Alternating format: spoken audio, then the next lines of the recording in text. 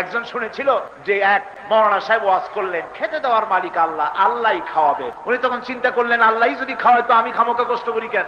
উনি মসজিদে যাই নামাজ পড়া আরম্ভ করলেন। একদিন হলো খাবার পায় না, 2 দিন হলো খাবার পায় না, 3 দিন হয়ে যায় খাবার নাই। সর্বনাশ, তাহলে মৌলানা সাহেব কি ধোকাই দিল নাকি? হঠাৎ দেখে মসজিদের বারান্দায় একটা লোক বসে পটলা খুলিয়া তার ভিতর থেকে রুটি এবং হালুয়া বের করে খাচ্ছে।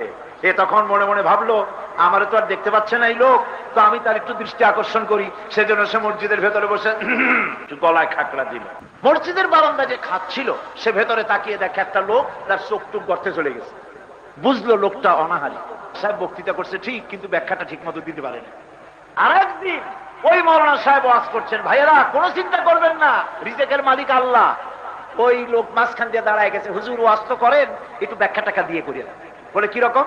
আল্লাহ ঠিকই রিজিক দেন, সেজন্য 3 দিন অপেক্ষা করা লাগে, একটা গলা খাকড়া দেওয়া লাগে, তারপর একটা রুটি আর একটু হালুয়া পাওয়া যায়। আরে ভাই, আল্লাহ তো খাওয়াবে, আপনি কাজ করবেন না? আপনাকে তো কাজ করতে হবে, কাজ না করলে খাবার পাবেন কোথায়? এই জন্য আপনাকে কাজ করতে হবে। আর যারা শ্রমিক, শ্রমিকদেরকে আল্লাহ পাক ভালোবাসেন। আল্লাহর বন্ধু তারা যারা কাজ করে খায়, রিক্সাওয়ালা, ঠেলাওয়ালা, কুলি মজুর, এরা সমাজের অপঙ্ক্তেও নয়। এরাই হচ্ছে সমাজের সেই সব লোক যারা মাথার ঘাম পায়ে ফেলে হালাল রুজি কামাই করে।